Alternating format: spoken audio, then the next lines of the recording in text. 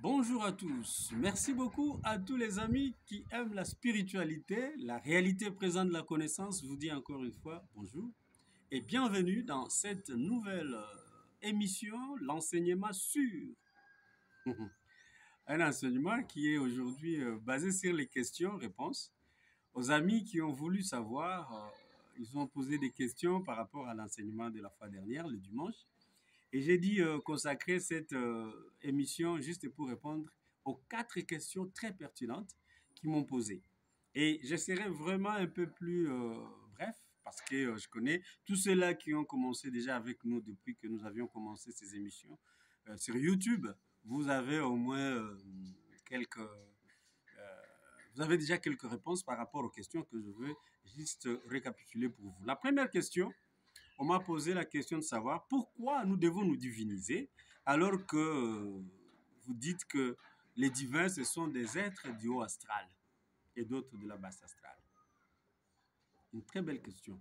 Parce que nous avions dit qu'il faut activer votre corps éthérique pour vous diviniser.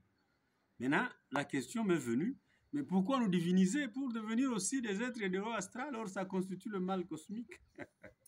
Merci pour cette question, vous aurez la réponse. Il y a une deuxième question qui m'a été posée aussi.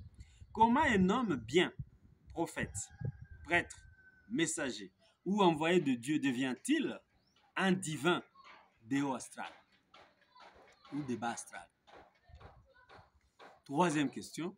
Comment se fait-il que les divins répondent-ils à nos prières alors qu'ils sont des hauts astral, donc ils sont méchants? Ils constituent le mal cosmique.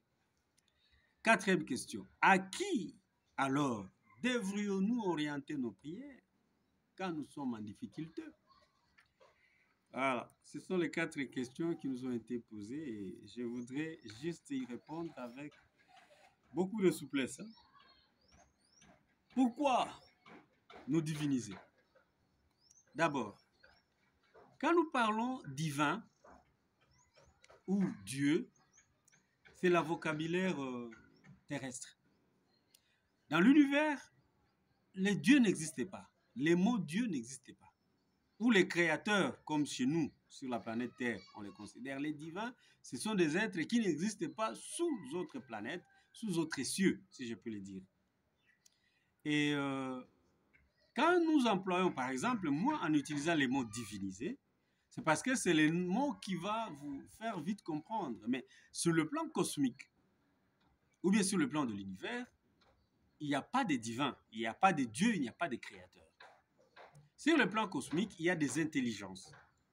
Ces intelligences-là, ce sont des êtres qui créent, qui ont la capacité de créer tout ce que nous avons, tout ce qui vit et respire, tout ce que nous regardons dans la nature. C'est eux qui ont créé ça, les intelligences. Je ne dis pas des dieux, des intelligences. C'est ça leur nom, c'est ça leur qualificatif. Voilà, c'est ça leur qualificatif, des intelligences. Mais sur la terre, nous les appelons des dieux. Et ça, c'est le vocabulaire qui a été fabriqué par les hauts astral quand ils ont créé Dieu et Satan. Je vais y revenir après.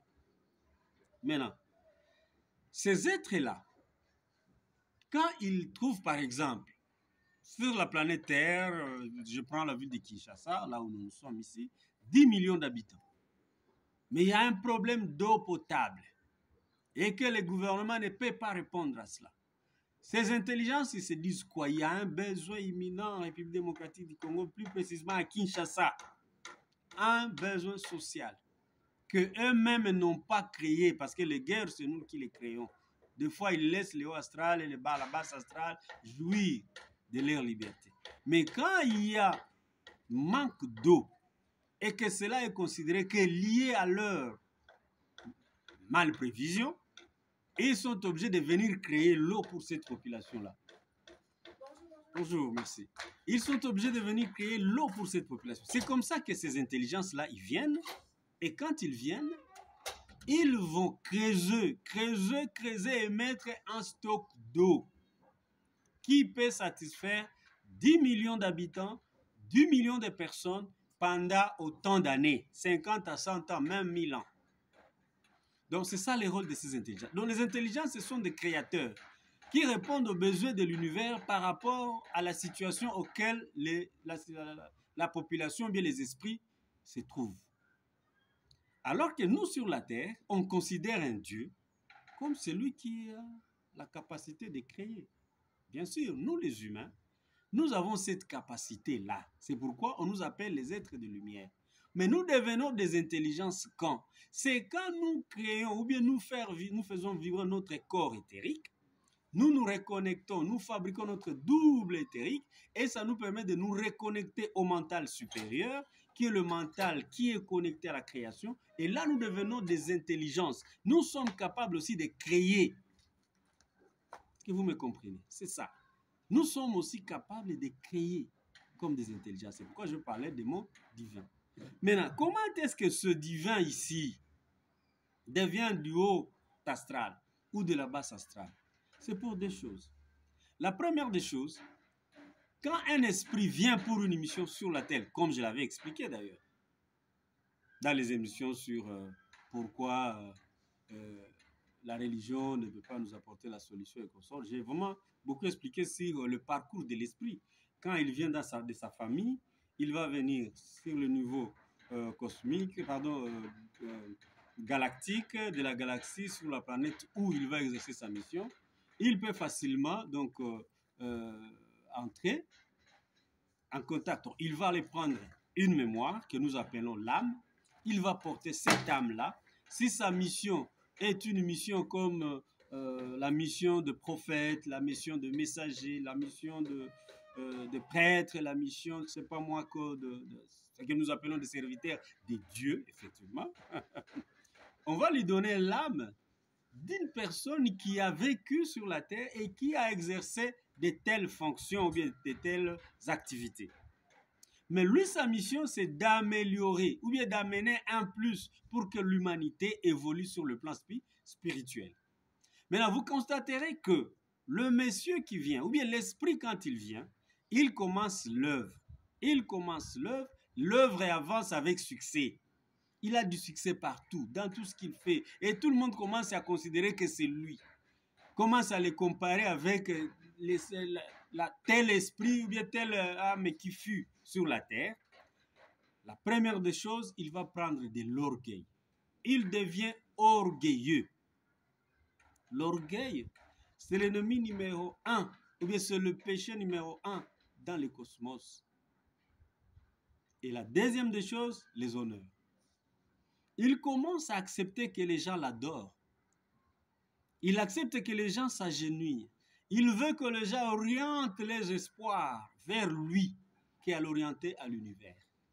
Et à ce moment-là, il vient de commettre le péché dont le livre des morts que vous appelez la Bible dit le péché contre l'esprit. Le péché contre l'esprit, c'est quoi? C'est quand toi, un esprit, tu as assujetti un autre esprit comme toi, qui a une mission peut-être différente de toi, et qui est à côté de toi juste pour lui permettre d'évoluer, mais toi, tu prends cet esprit-là, tu le bloques. Tu bloques son évolution. Et à ce moment-là, tu as péché. Tu as fait le mal cosmique. Et tu deviens directement dans la lignée du mal cosmique. De ces énergies-là, qui sont pour détruire l'évolution spirituelle de l'homme. C'est ce que nous allons constater. Et quand cette personne, il ne veut plus écouter des conseils de ses proches collaborateurs, il devient orgueilleux. Il se dit que je connais tout, je sais ma mission, je dois accomplir ma mission, mais dans l'orgueil. Il veut que vous vous agenouillez vers lui. Il veut que c'est lui qui vous bénisse. Et tout le monde commence à porter ses photos. Parce que si vous ne portez pas sa photo, vous perdez. Voilà. Là, il s'est divinisé sur la terre. Et dès qu'elle va quitter la terre, son âme est directement dans le haut astral. Parce qu'il s'est divinisé. Amisalinzambe namabele. Ça va? Quand il quitte la terre, son âme dans le haut astral, son esprit rentre là-bas chez lui, d'où il était venu. Dans la famille des messagers, au fait. Parce qu'il y a une famille d'esprits, de messagers qui viennent pour les consciences humaines. Bayaka, partout, ils sont dans l'univers. Vous voyez? Et à ce moment-là, lui, son âme devient comme une âme dans le répertoire de l'humanité. qu'il fut un homme sur la terre. Cet homme-là, c'est tel. Il faisait ceci. Si à son nom vous demandez, vous allez voir. Et chaque fois que, d'ailleurs là, je passe directement à la deuxième question, comment un homme bien, prophète et consort, il devient de haut astral? Oui. Parce qu'il s'est lui-même intrôné Dieu. En acceptant que les gens l'adorent, les gens, et en bénissant les gens, en prenant les confiances, les énergies des gens, il considère que donc, les gens commencent à orienter leurs énergies de foi, de confiance, de la volonté, de l'intelligence et de l'amour vers lui. Et quand vous commencez à orienter votre intelligence, votre volonté, votre amour à la personne qui que ce soit, et à ce moment-là, vous le divinisez, ou bien lui-même il se divinise en acceptant tout cela, et directement, il devient mal cosmique. Il empêche votre évolution spirituelle. C'est pourquoi, à ce moment-là, cette personne, s'il quitte la terre, s'il meurt, directement son âme est dans le haut astral. Son esprit rentre dans la famille des messagers. Et là, la famille va s'occuper de lui. S'il faut l'envoyer encore ailleurs pour qu'il aille apprendre mieux, pour revenir sur la terre des milliers d'années après, ça pourrait aller. Mais à ce moment-là, c'est l'âme. Donc, lui-même, il s'est rendu un être ou bien un divin du haut astral, ou soit de la basse astrale. Maintenant, pour aller à la troisième question, comment fait-il que ces divins-là répondent à nos préoccupations quand nous faisons des prières? Oui, bien sûr. Je vous ai expliqué le phénomène des démons par rapport au culte des morts. Quand les spirites évoquent les morts, je vous ai expliqué qu'ils prennent l'âme, la mémoire de la personne dont vous êtes en train de chercher, après lui avoir donné les énergies possibles qui peuvent lui permettre d'intervenir, il va s'habiller de cette âme-là, il vient parler comme la personne, il va parler des problèmes de la famille, il répond à tout ce que vous avez voulu savoir. Et à votre petite, ou bien à la moindre intelligence que vous avez, vous allez comprendre que c'est lui. C'est de la même manière que le haut astral se joue de nous. Vous priez, oui. Et après, la personne qui va se manifester, c'est une entité du haut astral qui prend l'âme ou bien l'esprit de la personne dont toi, pardon, l'âme, pas l'esprit, l'âme de la personne dont toi, tu voulais qu'il te parle pour que tu trouves solution à ton problème. Or, vous connaissez le langage qui dit sur la terre que les diables donnent, les diables donnent par la main droite et ils récupèrent par la main gauche. Or, le principe de Dieu et de Satan, c'est le principe du haut et du bas astral. Ils ont créé le bas astral comme Satan et le haut astral comme Dieu. Et quand ils font leur jeu, c'est pour vous amener à croire qu'ils vous ont soutenu, ils ont répondu à votre demande. C'est comme quand vous avez le problème d'intercession pour un malade qui a fait 1 mois de prière. Vous faites 1 mois de prière en train d'intercéder pour un malade. Et à un moment donné, il se sent bien et à l'aise. Directement, il y a un autre frère ou bien un autre papa dans l'église qui tombe malade aussi. Donc, les énergies, ils cessent de les bouffer au nom de tel malade. Ils vont alors continuer à les bouffer au nom d'un autre malade dans la même église parce qu'ils connaissent que vous savez comment donner les énergies, des louanges, des adorations, des prières, d'intercession, tout. Il s'est dit, ok, là-bas maintenant. L'autre est guéri, mais l'autre tombe malade. Ça peut être dans la même famille, mais ça peut être dans la même famille d'une église. Ouais. Même dans la même famille d'une religion, même dans un gouvernement, ça se passe comme ça. Ce sont les jeux de la haute astrale. Alors, ce sont des mondes auxquels nous devons nous déconnecter. C'est pourquoi, pour finir, quand vous me posez la question de savoir à qui alors devrions-nous orienter nos prières, non, vous ne pouvez pas orienter. La prière, c'est quoi? La prière a été créée par les bas et les hauts astrales. La prière, chasser les démons, prier, adorer, louer, faites des mantras, tout ce que vous faites comme vocation des divins, la franc-maçonnerie, l'occultisme, tout ça là, c'est les hauts astrales et le bas astral qui ont créé ça parce que nous sommes ignorants de notre être personnel. Mais nous sommes des êtres de lumière. Les humains, nous sommes des êtres de lumière. Dès que nous nous déconnectons à l'astral, nous réalimentons notre corps éthérique, il vibre à la dimension supérieure, directement nous créons les doubles éthériques. Et par le double éthérique, nous nous reconnectons au mental supérieur. Et le mental supérieur est connecté aux intelligences de l'univers. Toi-même, tu deviens créateur. C'est là où nous avions dit que tu deviens intelligent. Au lieu d'utiliser encore le mot divin.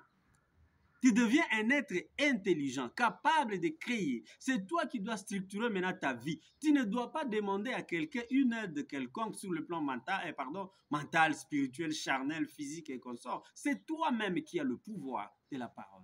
Je vous ai enseigné quand je parlais sur l'énergie spirituelle. Et vous avez dit que l'homme a 12 canaux, a 12 possibilités de création en lui, mais qui ne lui ont jamais été révélées. C'est pourquoi quand nous parlons de la magie du pouvoir de la connaissance, c'est pour vous amener à vous dévoiler toutes ces connaissances-là, en fait que vous le mettiez en pratique, pour que vous deveniez, je dis bien, des intelligences. Mais il ne faut pas vous diviniser, Namabélé. Dès que tu as ces pouvoirs-là, tu penses que maintenant tu deviens au-dessus de tout le monde et tu commences à faire du n'importe quoi. Les gens commencent à t'adorer, les gens commencent à dire, c'est toi, Yonde Espoir Nabiso, ceux qui ont été Moussoazate. Ah, c'est fini, hein? C'est fini. C'est fini. Là, tu as perdu le pédale. Quand on commence à dire, sans toi, il n'y a personne, c'est toi qui es notre espoir, c'est toi l'espoir de ceci, c'est fini. Tu t'es divinisé, mon frère. Et là, tu as perdu le retour à la source, mais tu deviens un être de haut astral. Dès que tu quittes la terre, ton âme sera gardée là-bas. Haut astral. Et le haut astral, à ce moment même d'ailleurs, et dès que cela marche, et comme au quota, donc ça entre chez toi, tu commences à trouver ça normal. Quand les gens viennent, ils s'humilient devant toi, tu prends les honneurs, tu commences à demander déjà de t'adorer, c'est toi qui mets la main sur les gens pour les bénir, c'est toi qui donnes la solution à leurs problèmes, et aussi commence à te dire, sans toi, nous ne pouvons rien, tu es notre espoir, c'est fini. Le haut astral t'ajoute encore d'autres pouvoirs. Ah là là, le miracle, tout le monde qui se dit oui, c'est lui le message, c'est lui le messager. Alors qu'il est devenu du haut astral. C'est fini. Il s'est divinisé. Et là, c'est le danger que guette l'humain. Parce que vous avez bloqué l'évolution des autres êtres. Voilà, il y a le soleil qui nous a bloqué ici. Donc, nous sommes obligés, je crois que j'ai tout dit. Et c'est sur ce point-là que je voulais chuter pour cette émission, avant de continuer avec notre enseignement les dimanches prochains. Je vous aime beaucoup, je suis très reconnaissant de votre présence. Et abonnez-vous et partagez toujours avec d'autres amis. Aimez aussi la vidéo. Vous ne likez jamais, likez toujours. Merci à vous tous et à très bientôt les dimanches prochains.